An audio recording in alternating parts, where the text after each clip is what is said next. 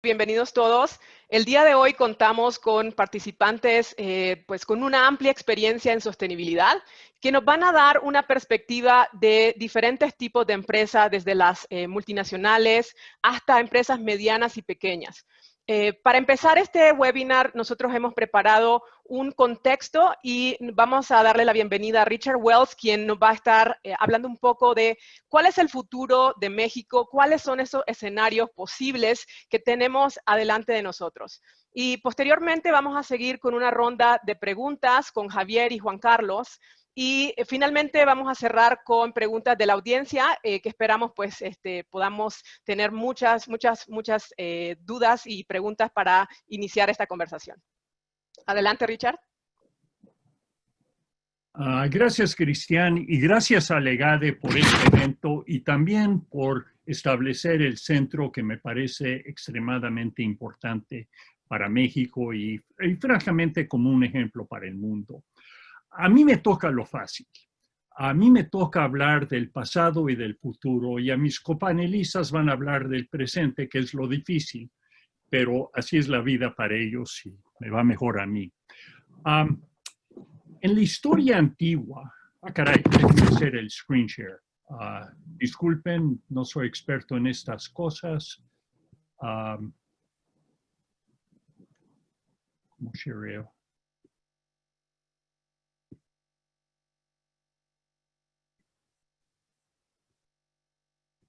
¿No están viendo mi pantalla? ¿Todavía no, Richard? ¿Está cargando? Ya salió. Listo. Ok, qué bueno. Disculpen. En la historia antigua, me tocó a mí hacer un estudio que publicó el Woodrow Wilson Center, donde la historia antigua, por cierto, fue febrero de 2020, en otra época. Y estamos viendo cómo México estaba preparado para un futuro dentro del contexto de la cuarta revolución industrial. Y francamente nos preocupó mucho, me preocupó a mí, porque veía que México estaba muy mal preparado. Bajísima inversión en investigación y desarrollo, a 0.2%, en el mundial es 2%, Corea y Taiwán anda por 4%. Muy baja rotación de empresas. Las más grandes empresas de México en 2020 son básicamente las mismas que eran en 1975. Las más grandes empresas en el contexto global son las que ni se soñaban en 1975 y aún la gran mayoría se establecieron después de 1990. Y el sistema educativo mexicano desafortunadamente es algo patético, tengo que decir. Es un sistema donde 3 de cada 1000 alumnos califican como superior en las calificaciones de PISA. En Corea el número equivalente es 185. Y aún en Estados Unidos, que ha ignorado la educación, es 65. También México es altamente vulnerable a las consecuencias sociales y ambientales del cambio tecnológico, la desigualdad y sobre todo la falta de movilidad es muy preocupante en México. El cambio climático ya sabemos, la pérdida de biodiversidad, que para mí es un acervo crítico que puede ser parte de la competitividad de México al futuro. Y finalmente, nuevas tecnologías están emergiendo con diversos impactos sociales y ni estamos pensando en esto. Después de eso, en los pasados 2 meses han salido 2 muy importantes libros de Harvard Business School, que la última vez que yo chequé no era la cúpula del populismo global. Pero aún Harvard Business School es muy crítico del sistema capitalista y cuestiona si el sistema capitalista puede sobrevivir o si va a no sobrevivir. Siguiente, por favor. La crítica capitalista del capitalismo es primero que surge algo que se llama managerial capitalism. No es stakeholder capitalism de ninguna manera, pero tampoco es shareholder capitalism. Es capitalismo a favor de los managers de las empresas. Estos han cambiado las reglas del juego a su favor. Los gobiernos no están jugando sus roles. Los representantes de trabajadores y comunidades tienen poca voz y existen iniciativas de empresas individuales, pero no iniciativas conjuntas. Siguiente, por favor. Eso nos lleva a una falta de atención a los temas críticos del futuro, del bienestar humano, de la desigualdad, del cambio climático, la pérdida de innovación. Y lo que está en juego no es la competitividad de empresas individuales, es la sobrevivencia del sistema capitalismo. Y Capitalism at Risk dice que si no cambiamos el capitalismo, no va a durar más allá del 2035. Así es que para nosotros, si creemos en el capitalismo, eso tiene que ser un tema muy preocupante. Siguiente, por favor. ¿Qué futuro nos espera? ¿Qué podemos ver? Vamos a ver un poco de eso. Siguiente. Hoy México enfrenta cuatro mundos futuros en mis escenarios que no están dentro de su control.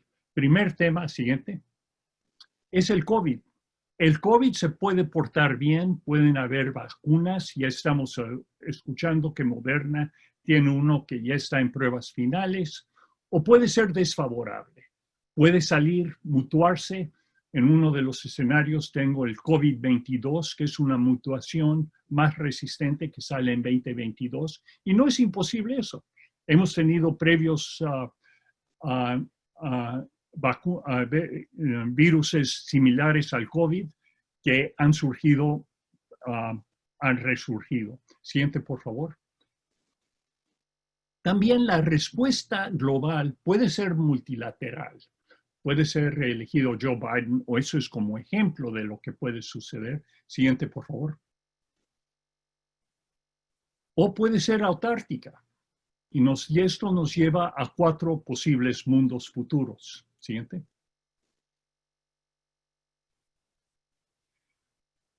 El mejor, más favorable, es bien está lo que bien acaba. Hay vacunas, hay una respuesta multilateral, la OMS es revitalizada, las agencias de cooperación global enfrentan esto.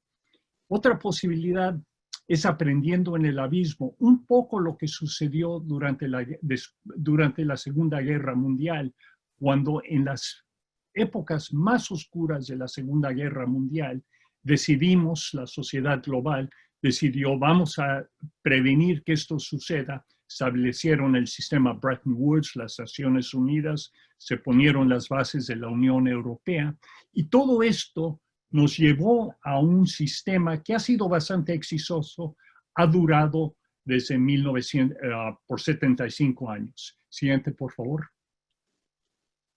La otra posibilidad, si nos va menos mal, es algo que yo llamo the Roaring Twenties. Esta es la época después de la Primera Guerra Mundial y la pandemia de la influenza española, que desapareció la pandemia, y en los 1920s hubo un retorno al business as usual. El lema entonces era return to normalcy. Y todos los países decidieron, no vamos a buscar las causas fundamentales que causaron la guerra, vamos a regresar y disfrutar del hecho que ya sobrevivimos. Y también en el caso de 2020, la vacuna, el éxito de la vacuna, confirma una visión populista que la amenaza del COVID fue exagerada.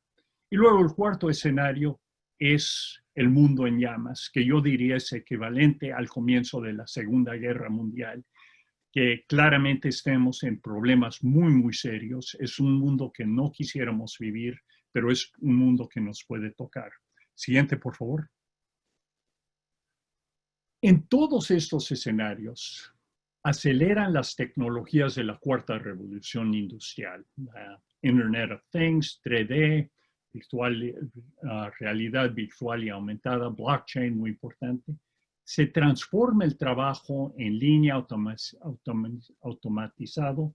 Las palabras trabajador esencial y gig economy se hacen más populares. Se transforman los sectores de una manera que aún no anticipamos: educación, capacitación, alimentos, telemedicinas, transporte.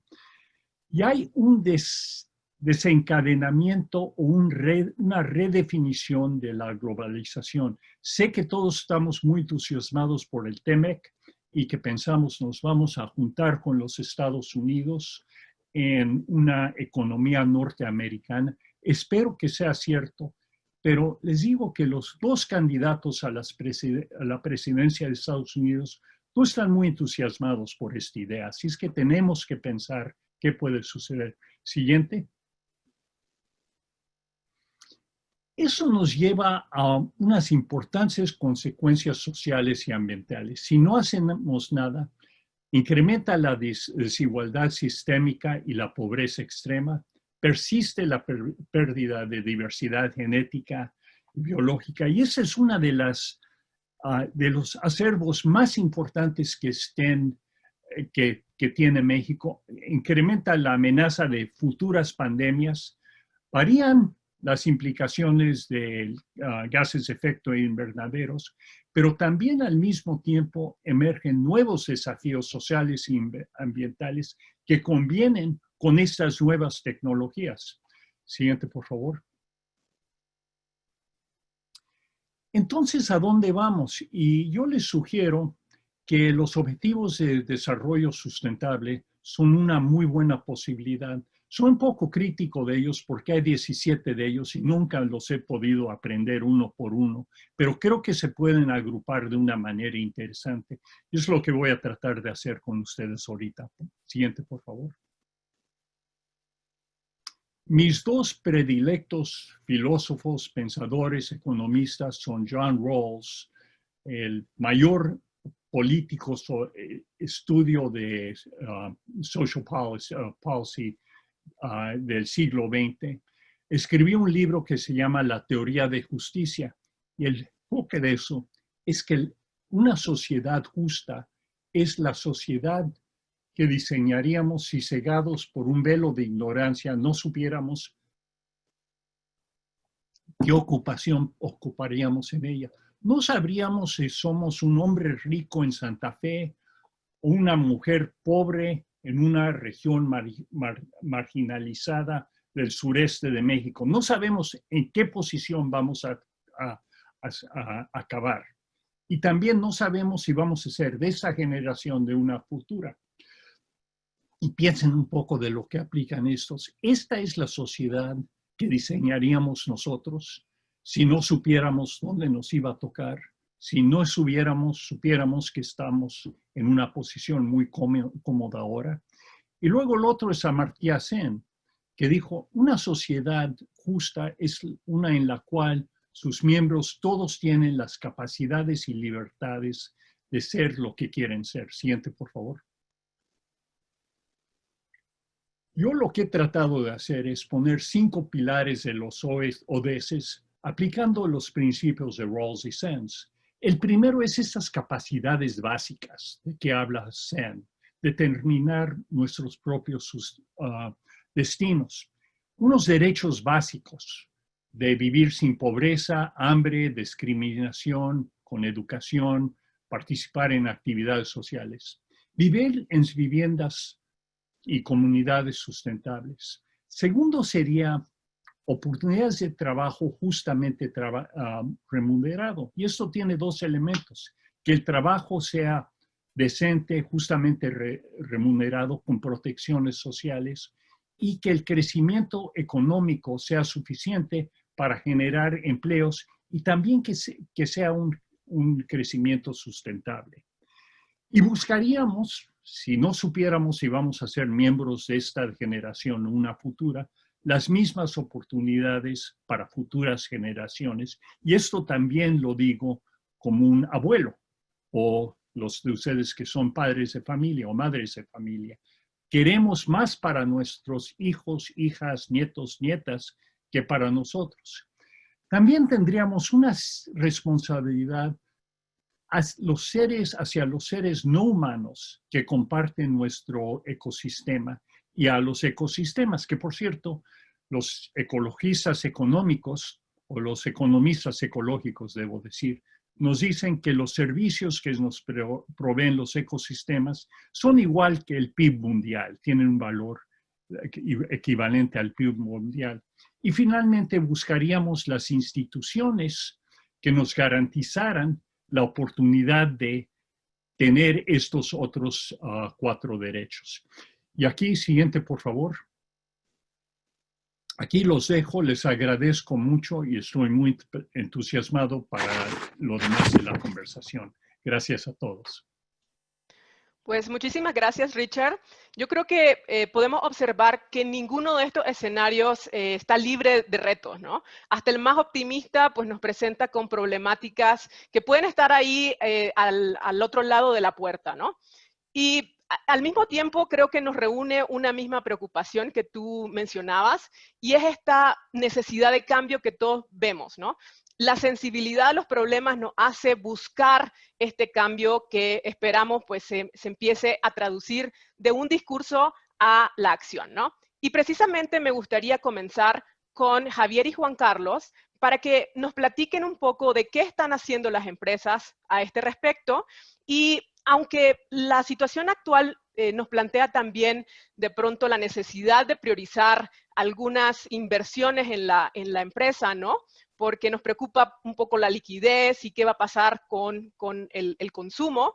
Sin embargo, me gustaría entonces que, además de hablarnos de las acciones que están actualmente llevando a cabo en las empresas con las que ustedes trabajan, también nos puedan hablar un poco de qué inversiones están haciendo para provocar este cambio y que el futuro sea mucho más incluyente y sostenible. Si quieren, empezamos con Javier. Gracias, Cristiane, y gracias al Legade y a todas las personas que se han conectado. Deseamos que estén bien.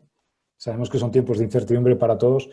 Y respondiendo a tu pregunta, Cristiane, y también enlazándolo con lo que nos comentaba Richard, miren, desde Sistema B, que tal vez para algunos de ustedes les sea familiar, lo que sentimos es que la situación que estamos viviendo ahora está agudizando un contexto en el que ya estábamos viviendo. Y es por eso por lo que surge el movimiento de las empresas B en el año 2007 en Estados Unidos. Es un movimiento que lo que busca es redefinir el sentido del éxito de la economía. Creemos que ese sentido del éxito con el que convivimos durante varias décadas precisamente nos ha llevado a la situación en la que estamos. Y en esa redefinición del sentido del éxito de la economía, creemos que un nuevo tipo de empresa es fundamental. Un nuevo tipo de empresa que contribuya con su acción empresarial, a resolver los principales problemas sociales y ambientales en los que estamos viviendo. Este movimiento llega a Latinoamérica en el año 2012, a México en el año 2017, y en este momento hay más de 3.400 empresas en el mundo que ya venían trabajando por generar un impacto social y ambiental transversal a su actividad desde antes que llegara precisamente la crisis del COVID, y que creemos que ahora todavía es más importante precisamente que se refuercen. ¿Qué están haciendo las empresas B en este tiempo? Empresas mexicanas, empresas de Latinoamérica, empresas de todo el mundo. Pues miren, una empresa como Natura, a la que quizás reconozcan, es una empresa brasileña de cosméticos, forma parte del grupo Natura & Co. Presentó recientemente, hace apenas 3 semanas, su plan para el año, la visión 2030. Y es un plan muy ambicioso, porque es consciente no solamente del tiempo en el que estamos viviendo y en el que Natura ha tomado medidas precisamente para tratar de cubrir las necesidades de sus trabajadores, de sus stakeholders, también de sus comunidades, de sus clientes, de sus vendedores, pero también está poniendo la mirada, obviamente, en los desafíos ambientales que tenemos. Y este Plan 2030 tiene como prioridades la regeneración, el respeto a los derechos humanos, y es precisamente uno de los ejemplos quizás más paradigmáticos de hacia dónde están poniendo sus energías las empresas B. Empresas más locales, empresas como Pixa, una pequeña empresa mexicana. ¿Qué tienen en común Natura o Pixa o las 3.400 empresas de las que le hablaba? Pues que precisamente en este tiempo cobra más sentido aquello que las hace ser B, que es el propósito. Se está hablando mucho estos días del propósito, y al final el propósito es seguramente la pregunta que todas las personas que estamos aquí y todas las empresas se deberían estar haciendo en este momento. ¿Para qué existimos? ¿Para qué me levanto todas las mañanas y me dejo la piel aquí detrás de la computadora? ¿Cuál es el sentido que le quiero dar a mi corporación, a mi corporativo? En el caso de Natura, en el caso de Pixa, precisamente ese propósito tiene que ver con influir en los principales problemas sociales y ambientales. Y en el caso de Pixa, lo puso en los jóvenes que están en abandono social en México. Es un restaurante, son pizzerías, están en la Ciudad de México. Y precisamente en un momento como este, en el que precisamente los restaurantes lo están sufriendo mucho, Pizza no ha parado de generar impacto, sigue acompañando a estos chavos que estaban en abandono social a través de oportunidades de empleo dignas y de un desarrollo profesional. Como el de Pizza, como el de Natura, como el de Danone Norteamérica, son muchos los ejemplos de empresas que, como les digo, están generando impacto social y ambiental y que precisamente lo que quieren es profundizar y liderar con el ejemplo ante los desafíos que tenemos ahora en el COVID. Lo dejo aquí, pero si quieres retomamos, Cristiane, y escuchamos a Claro que Juan sí. Carlos. Juan Carlos. Gracias, gracias, Cristiane. Pues mira, yo creo que aquí tanto Richard como Javier han mencionado el hecho de los diseños o los modelos económicos, ¿no? La ONU bien dice que el desarrollo deberemos de proteger el desarrollo actual sin comprometer las capacidades de generaciones futuras para el desarrollo. Entonces, esto es lo que verdaderamente es una economía circular en gran escala. O como la Fundación Ellen MacArthur dice, tenemos que cambiar este modelo actual económico donde hablamos de extraer, producir, desperdiciar y creo que eso nos puede dar un marco teórico para precisamente mostrarte qué estamos haciendo, como tú bien lo mencionaste, cómo cambiamos de el discurso a la acción. Por ejemplo, yo tengo aquí unos slides muy sencillos en los cuales me gustaría comentarles cómo lo traducimos nosotros, porque hay algo que nos está ayudando a todos nosotros en este momento, como empresas por lo menos, y básicamente es lo que conocemos como pacto global o pacto mundial. En 1999, Kofi Annan hizo un llamado a las empresas para ver cómo hacíamos el desarrollo del mundo, pero basado en valores y principios compartidos. Y esto es, para mí es una gran herramienta. Nosotros somos firmantes del Pacto Mundial a nivel global y también aquí en México. Aquí en México formamos parte del Consejo de Pacto Global. Y lo más interesante que les puedo decir que estamos haciendo es ver la manera como se habla un mismo idioma entre el gobierno, sociedad y empresas. Siempre la dificultad es verlo desde un mismo escenario. Y si bien son de diferentes aristas, lo que nos permite esto de decir un mismo idioma, habemos más de 10,000 empresas a nivel global. Como dice Richard, son demasiados 17 objetivos y más si consideramos que son 169 metas, pero al final del día es un marco teórico. Sin duda no todos vamos a estar enfocados en todo, pero sí nos ayuda a empezar a tratar de hablar un mismo idioma. Yo soy un convencido que Pacto Global, por lo menos para lo que es hoy en día las empresas, nos da una guía muy interesante. En México, la red de Pacto Global tiene más de 680 empresas y organismos ya adheridos, donde lo que hacemos es compartir las buenas prácticas. Aquí pueden ver el consejo directivo, estamos varias empresas de diferentes tamaños.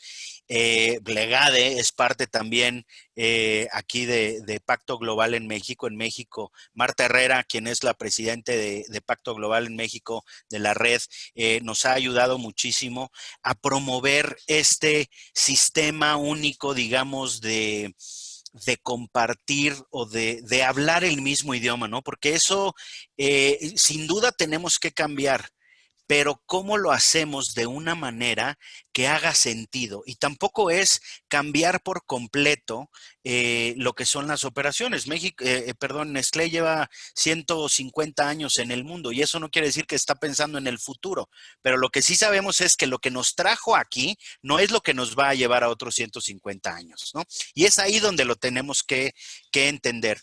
Y de manera muy clara, lo que nosotros tenemos es un propósito. Ese propósito lo tenemos bajado a 3 pilares de lo que hacemos y es preocupados por los individuos y sus familias, la comunidad y el planeta. ¿Por qué decimos individuos y familia? Y aquí me encanta explicarlo. Porque individuos y familia consideramos al perro y al gato, que también son las mascotas, y como Nestlé, pues también tenemos alimento para las mascotas. Entonces, desde ahí nos preocupamos desde el seno de una familia hasta la comunidad y el planeta. Y esto se traduce de una manera muy, que si ustedes ven este cuadrito y les cuesta trabajo entenderlo, al final del día imagínense que todas las operaciones que tenemos en Nestlé a nivel mundial como empresa, la mayor empresa de alimentos y bebidas en el mundo, lo podemos relacionar con los 17 Objetivos de Desarrollo Sostenible. Ahora, lo que no se mide, realmente no es posible avanzar en ello. Entonces, lo que estamos haciendo aquí de manera transparente, es decir, yo tengo ciertos objetivos y esos objetivos los estoy cruzándolos con este lenguaje común a nivel global que nos debe de llevar a avanzar en el 2030, a cumplir esto. ¿Y cómo lo estamos haciendo? Ahora, esta es la guía global. Y de aquí ya nos vamos a las acciones que estamos haciendo a nivel local. Pero lo más importante es decirle, tenemos un marco teórico que lo que nos puede hacer es llevarnos a tener una visión común, pero ahora sí, tan global como local. Ahora, lo que yo estoy haciendo aquí en México, tenemos un plan que se llama Buen Vecino y Nestlé, lo que estamos haciendo es en las comunidades donde tenemos fábricas, estamos haciendo este plan de grassroots, de un buen vecino, y lo que estamos viendo es ayudando a los municipios en los que estamos, evaluarse, porque de acuerdo a la ley, ellos tienen que mostrar cómo están en el desarrollo de los objetivos de desarrollo sostenible. Y entonces, ver cómo están hoy en día y cómo pueden llegar a avanzar. Entonces, estamos haciendo una medición actual. Estamos ayudando a avanzar a las comunidades dependientes. Es decir, no es que estemos apadrinando un municipio, pero de alguna manera sí les estamos haciendo un acompañamiento. Y ya tenemos hoy 2 ejemplos muy claros. Un municipio en el estado de Puebla, un municipio en el estado de Veracruz, donde podemos medir en el municipio de Veracruz, que es Coatepec, donde estamos desde hace más de 60 años, hemos logrado junto con el municipio, ellos estaban en una medición de 38 de 100 puntos. Después de 2 años de estar ayudándolos y no es que nosotros hagamos las cosas, es que nosotros los estamos acompañando a través de un tercero, hoy la medición es de 68 puntos. Entonces, esta es una manera muy clara de cómo las empresas, no nada más hacia adentro de los muros, pero a través de las comunidades en las que participamos, podemos alinearnos y podemos ayudar a la sociedad a avanzar y obviamente con un norte que se llama para nosotros Objetivos de Desarrollo Sostenible y la manera como lo vemos para empresas de cualquier tamaño en México y en el mundo es sí. Pacto Global. La red de Pacto Global nos está ayudando muchísimo a entender y a compartir estas prácticas. Gracias, Cristian. Pues muchísimas gracias, Juan Carlos y Javier. Creo que nos dan ejemplos muy tangibles y también inspiradores, creo yo, para pues el resto de la comunidad empresarial. Y definitivamente, pues como ustedes lo indicaron, las empresas ya están tomando acciones y definitivamente en este cambio que se propone, creemos que la empresa es un instrumento para lograr esa sostenibilidad, lograr esa justicia y esa inclusión que buscamos, ¿no? Definitivamente nosotros también hacia dentro de la escuela, pues nos sentimos muy cercanos a varias de las cosas que ustedes mencionan, porque creemos que la empresa en ese proceso debe redefinir un poco cómo se hace, cómo se conduce, ¿no? Y aquí es central el propósito, un propósito que vaya mucho más allá de generar rendimientos atractivos, ¿no? Porque definitivamente eso va a ser necesario, pero que también busque estas formas de generar valor a la sociedad y también valor en cuanto al medio ambiente, ¿no? Entonces, muchas gracias por compartirnos esas acciones. Y ahora me gustaría entonces pasar a otro tema que tiene que ver con ¿cómo traducimos este marco de los ODS? Richard nos decía pues que son muchos Y en lo particular yo creo que si tú ves el título de alguno de ellos, de pronto suena un poco intimidatorio, ¿no? Porque ¿cómo voy a lograr yo desde mi empresa acabar con el hambre en el mundo, ¿no? O ¿cómo voy a acabar con la pobreza también en el mundo? Sin embargo, hay formas, pues entrando un poco más al detalle de estos objetivos, en las que podemos encontrar acciones específicas para nosotros pues llevarlas a cabo tanto como individuos como empresas. Entonces, pues me gustaría abrir pues una ronda de respuestas de su parte, incluyendo también a Richard. Si te parece, Richard, comenzamos contigo. ¿Cómo le hacemos para traducir los ODS en una herramienta muy útil y muy clara para pues generar acciones en las empresas? Gracias, Cristian. Bueno, yo voy a ser un poco desagradable. Siempre en Thanksgiving en Estados Unidos hay un tío desagradable que llegas y todos preguntan, ¿quién invitó a este cuate? Yo soy el tío que todos están preguntando por qué lo invitaron. Yo me preocupo mucho porque lo que veo es que 10,000 empresas en el Pacto Global, 3,400 B Corp. Hay 1,000,000 de empresas en el mundo y el problemón que enfrentamos es que yo he escuchado, conozco bien las B Corp, Nestlé, Unilever, Danone, IKEA, Patagonia, todos nos sabemos los excelentes ejemplos del fantástico trabajo que están haciendo, pero tenemos un problema de que los economistas llaman los free riders.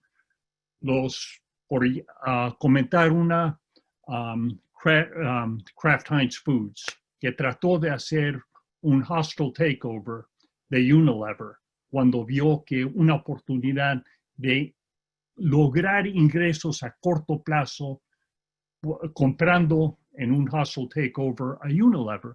Ese es un caso de Harvard que es muy interesante.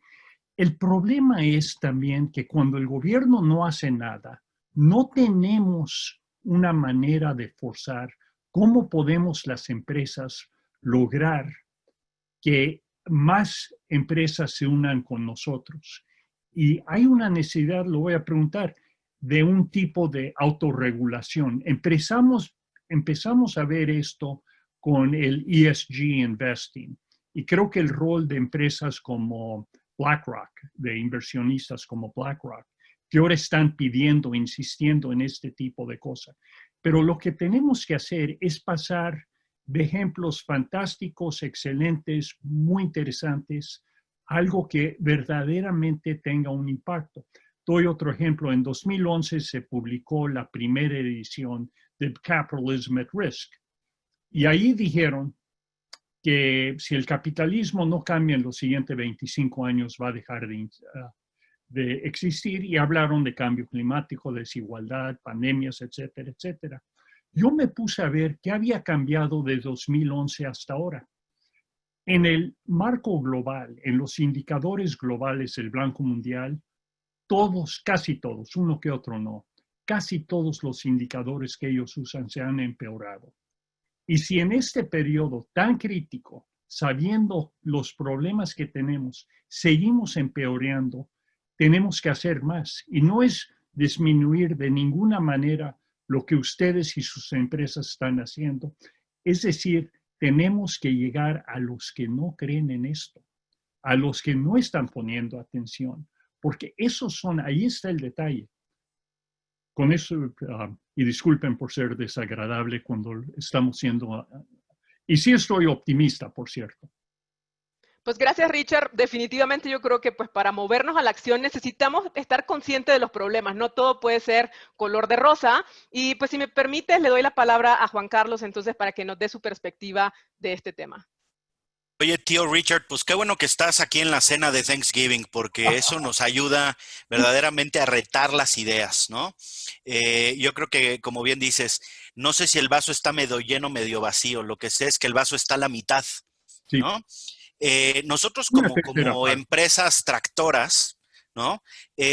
Tenemos una responsabilidad, y una responsabilidad de hacer bien las cosas. Ahora, el reto es cómo hacemos para que esto se multiplique, ¿no? ¿Cómo lo hacemos más evidente en casos más particulares? Yo te voy a contar cómo Nestlé compra en México café.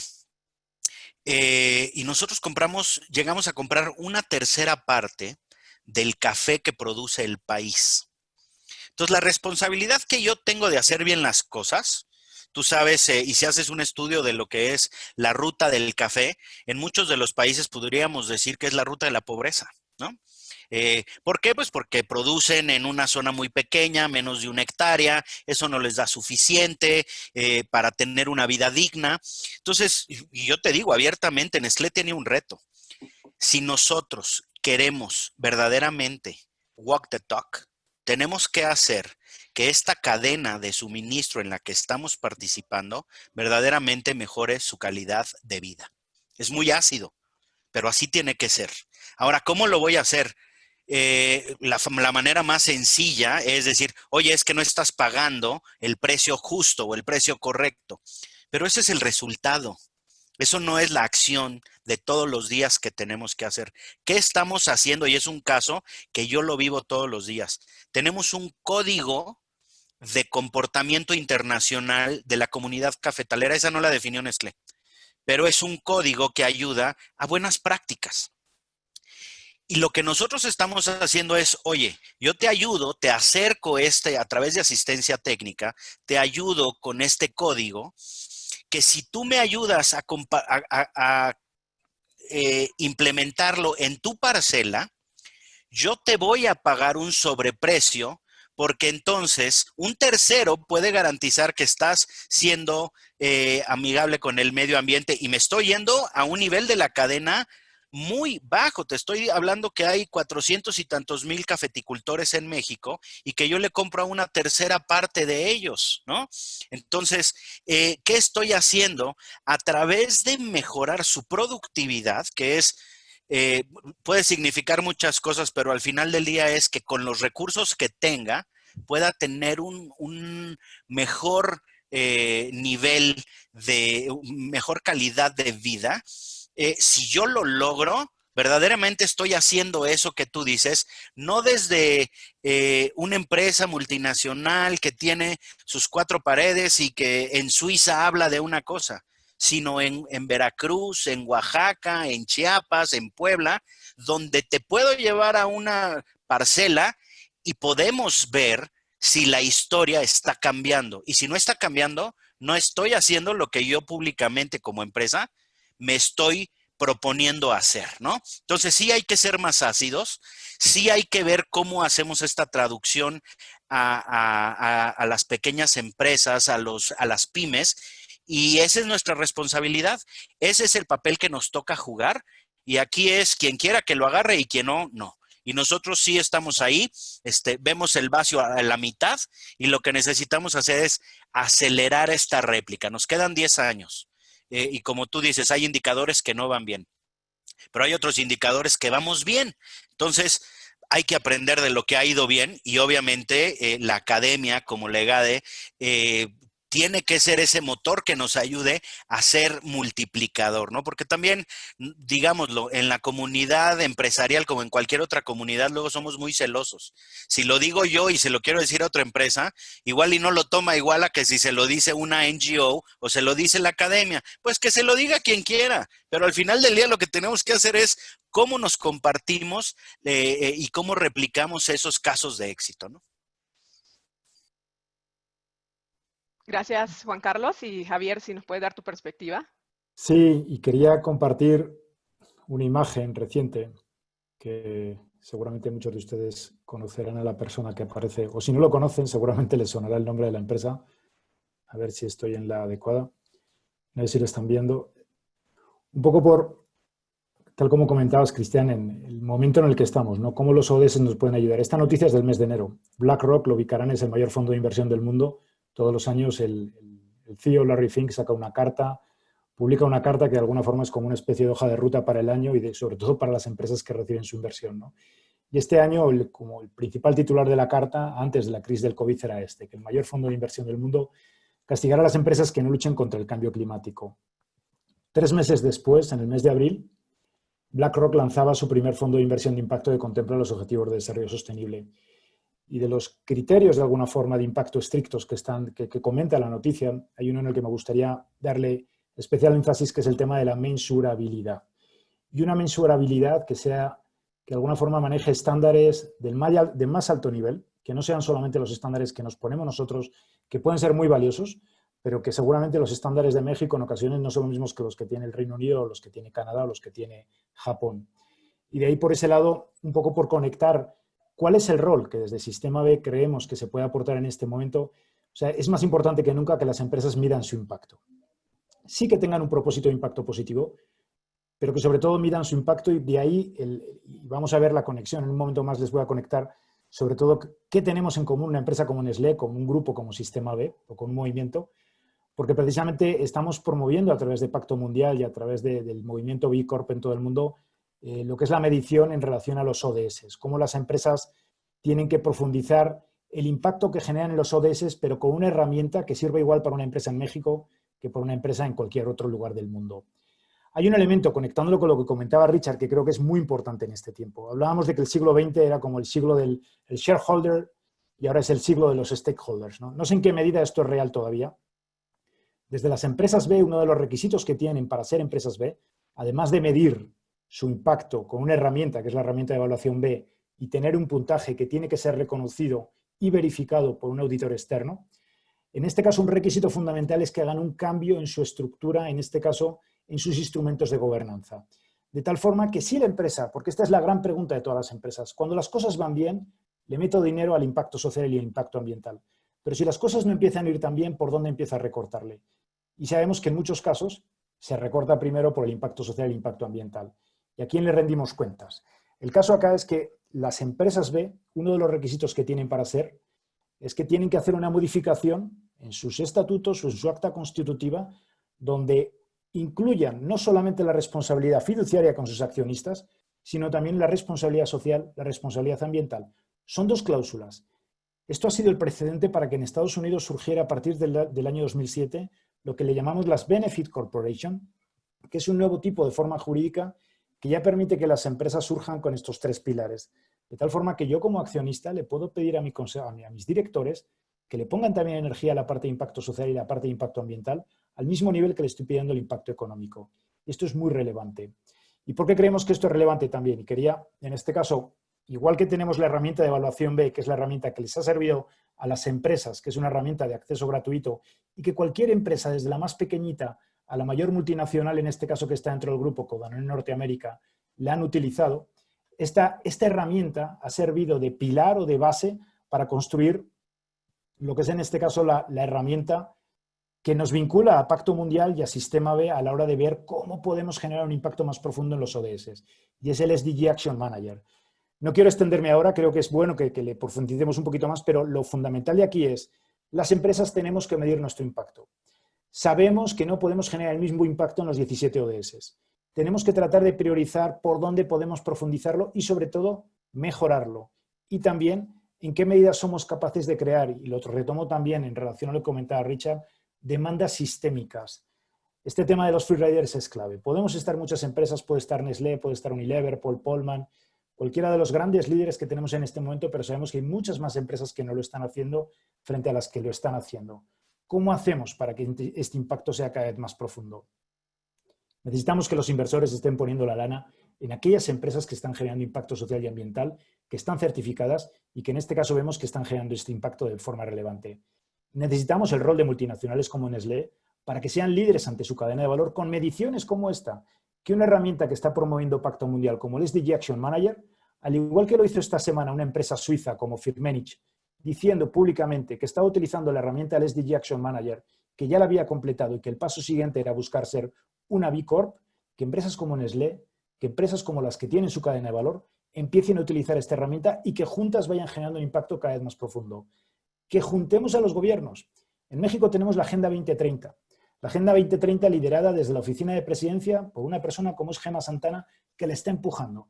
¿Cómo podemos hacer para que empresas, para que movimientos como Sistema B, para que desde el mundo de la academia precisamente nos pongamos, unamos nuestros esfuerzos y no andemos cada uno por nuestro lado tratando luego de reportar que verdaderamente sí estamos generando impacto, pero que cuando pasan los años vemos que verdaderamente los problemas que tenemos en nuestro país y a nivel planetario verdaderamente no están yendo hacia la dirección que quisiéramos. Entonces, toda esta mirada sistémica verdaderamente necesita que nos hagamos preguntas que a veces son incómodas, necesitan a personas como Richard en la mesa y necesitan actores como Nestlé que son capaces de mover verdaderamente muchos recursos para generar un cambio profundo en la cadena de valor. Lo dejo aquí, continuamos luego con el SDG, Cristian. Sí, ¿Me puedo ¿sí? reinvitar a la cena? Lo desagradable. Very welcome. Sí, y espero que este sea uno de muchos webinars y conversaciones acerca de estos temas por venir, y estoy segura que lo va a hacer. Los comentarios que los tres pues pusieron sobre la mesa me hacen pensar en una característica que debe ser esencial en cualquier tipo de organización, pero es crítica también para la empresa consciente, ¿no? Esta orientación hacia los grupos de interés, ¿no? Y en este sentido también ustedes mencionaban un poco la situación actual. Esta idea de que pues, las empresas de pronto en este momento están aferrándose a la vida y en ese proceso, ¿okay? Tenemos una pregunta pues de la audiencia que nos plantea esta idea de mientras las empresas se están aferrando a la vida y empiezan a tratar de priorizar en qué van a invertir, ¿cómo le hacemos para que pues, no se abandonen los esfuerzos en temas que tienen impacto pues, no solo económico, sino también social y ambiental? Pues si les parece, comenzamos en el orden invertido con Javier, Juan Carlos y Richard. Gracias. Miren, el impacto en la vida comienza con los trabajadores. Cuando hablamos de impacto social, no solamente estamos hablando de las comunidades en las que nos estamos vinculando como empresas. O sea, precisamente si algo nos está demostrando esta crisis por parte de muchas empresas, es que ha supuesto por primera vez poner el foco en lo que es el impacto social a través de los equipos. O sea, el principal activo que tiene una empresa son sus trabajadores y sus trabajadoras. En esta crisis hemos demostrado, la mayor parte de las empresas, que proteger a nuestros trabajadores es fundamental. Ese es un primer paso para precisamente generar impacto social. Obviamente hay que seguir generando mucha reflexión. Y lo que también es fundamental aquí es que ninguna empresa sola puede salir adelante en esta situación. O sea, tenemos que buscar, existen cámaras, existen movimientos como Sistema E, como Pacto Mundial, en los que precisamente podemos encontrar alianzas necesarias para poder salir adelante de esto. Desde Sistema E, por ejemplo, formamos parte de una red que se llama Emprendedores frente al COVID. Estamos colaborando junto al Aspen Network of Development Entrepreneurs precisamente en esta red, junto con otras redes de otras organizaciones. Con Pacto Mundial participamos recientemente también en distintas mesas y webinars en las que tratamos de dar información, de sensibilizar, de activar a las empresas que están atravesando este momento, buscando también la financiación. Creemos que en este momento el problema más grande que han tenido las pequeñas y las medianas empresas es cómo hacer que el flujo de caja dure, ¿no? Y hay ejemplos de empresas, les puedo contar alguno muy concreto de empresas B, empresas como Iluméxico. Iluméxico lleva electricidad a hogares de este país donde no llega CFE y donde están utilizando combustibles, donde están utilizando diésel, que supone un impacto muy perjudicial, y lo que hace Iluméxico es llevar paneles solares a estas familias con un modelo de negocio en el que le resulta rentable precisamente tanto a la empresa como a las familias poder apostarle por los paneles. Iluméxico ha tenido que obviamente dejar de visitar a las comunidades y mantener otro tipo de medios de comunicación para seguir manteniendo este servicio. Otra empresa como Buna, Café Buna, que trabaja con productores de distintos estados del país, realizando un café excelente que se consume en algunas de las mejores cafeterías de nuestro país. Han tenido que ajustar sus salarios. Han preferido no despedir a nadie, ajustar sus ingresos y obviamente hacerlo como un crédito a la empresa, de tal forma que esto que ahora están cediendo de sus nóminas va a ser algo que en el futuro van a poder recuperar. Pero la idea en este caso es que nadie se quede atrás. Nadie se quede atrás ni en los ODS ni también en cada una de las empresas. Tratar de mantener en este caso la fuerza laboral, porque de esa forma ya generamos impacto, y también estar atento a lo que están haciendo empresas que son líderes en temas pues, de sostenibilidad, en este caso ambiental, viendo en qué medida se pueden compartir buenas prácticas que puedan seguir profundizando podamos seguir profundizando en el impacto, ¿no? No solamente social, sino también, como les decía, impacto ambiental. Gracias, Javier. ¿Y Juan Carlos?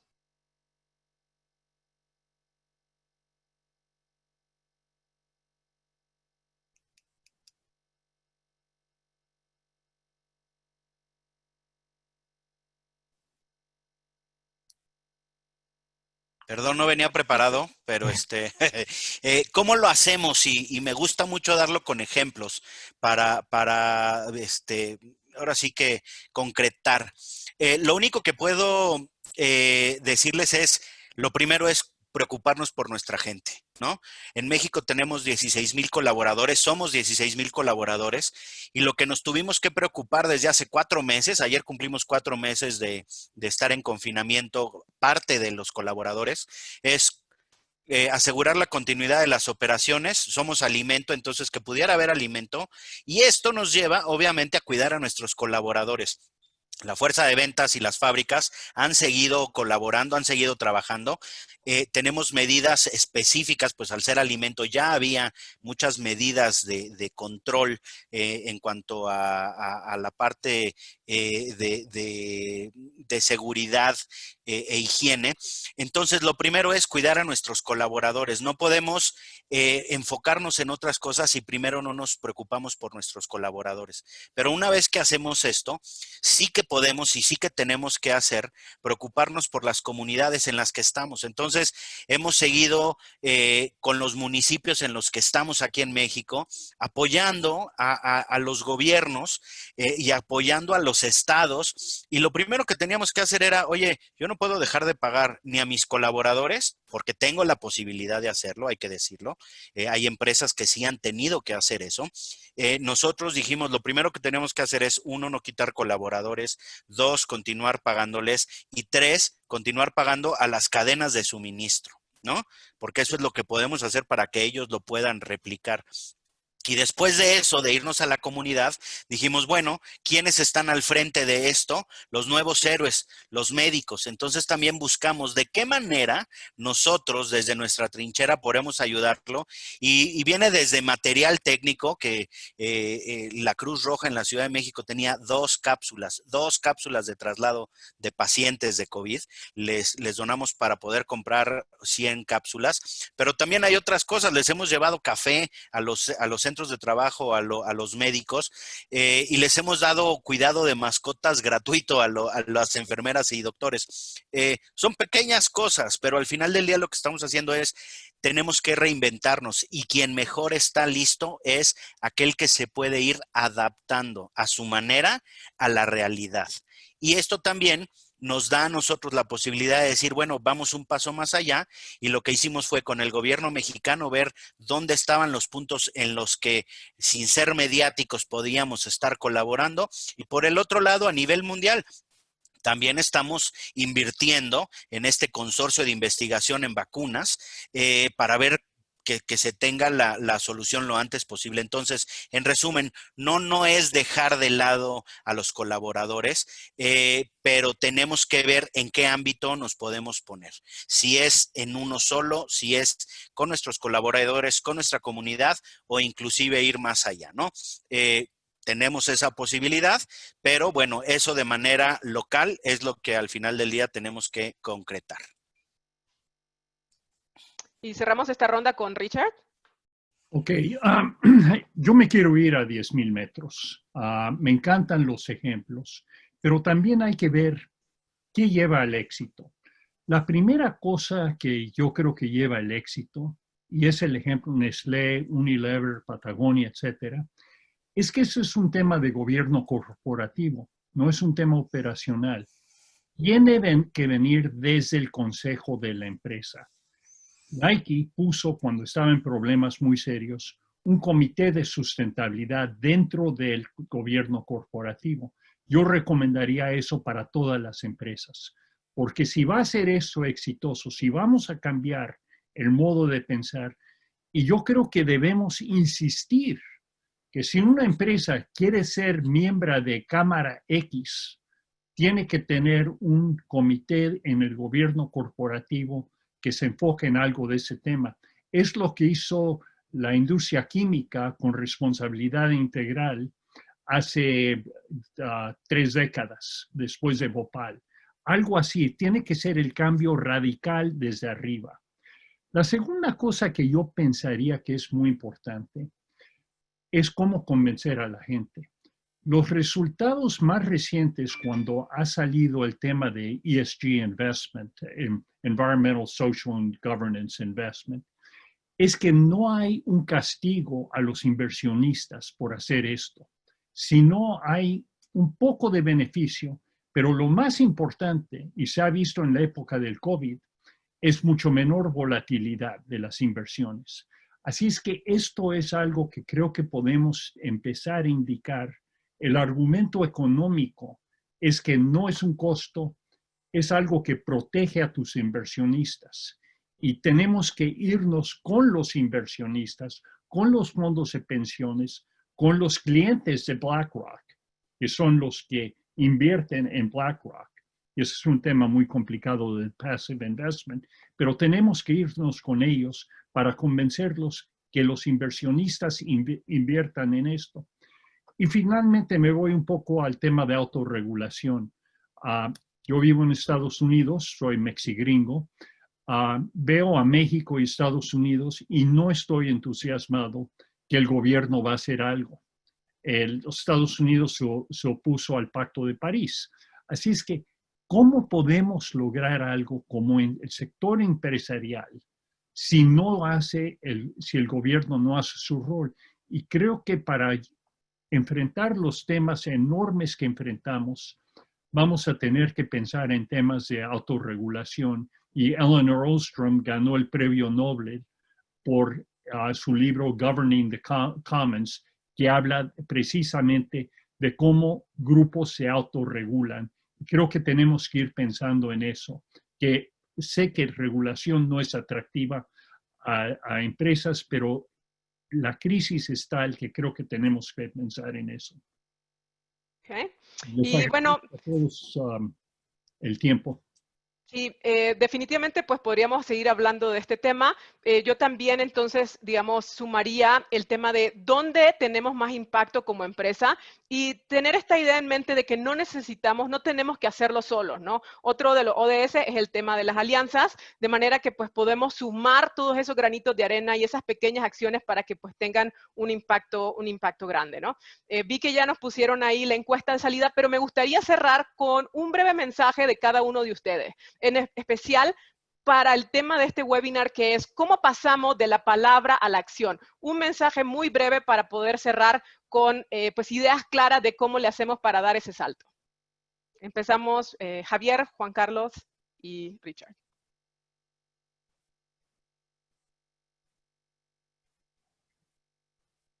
Estás en mute. Ahí estamos. Miren, un ejemplo de cómo pasamos de palabra a la acción, con iniciativas sistémicas, como comentaba Richard. El pasado mes de diciembre, la COP25, vimos que los gobiernos no fueron capaces de avanzar tanto como necesitamos. Hubo más de 530 empresas, ahora 700, que están comprometidas para el año 2030 para ser net zero. ¿Cómo llegan a esto? Midiéndose. Si tuviera que pedirles algo a las empresas es que se empezarán a medir en su impacto en los ODS. Esta página web del SDG Action Manager, esta iniciativa conjunta de Global Compact y Pacto y Sistema B, creemos que es un camino para ir avanzando, para hablar con otros, para inspirarnos con las acciones de los otros y para ver cómo vamos dejando rayitas marcadas de nuestros progresos. Por nuestra parte, sería eso y sobre todo, pues bueno, buscarnos. Yo voy a buscar a Juan Carlos al final de esta reunión para hablar con Nestlé y a Richard. Muchísimas gracias, Cristiana, y a todo el equipo de GADE. Gracias, Javier. Juan Carlos. Gracias, Cristiana. Y pues nada más diría lo mismo que Javier. Ya hay herramientas establecidas, no queramos inventar el hilo negro. Para mí, Pacto Global es una oportunidad para empresas chicas, medianas y grandes de empezar a entender y poder, como tú dices, el call to action, cómo traducimos esto en acciones claras. Y pues para mí es un gran ejemplo y un placer poder estar con ustedes también en Pacto Global y agradecer esta invitación.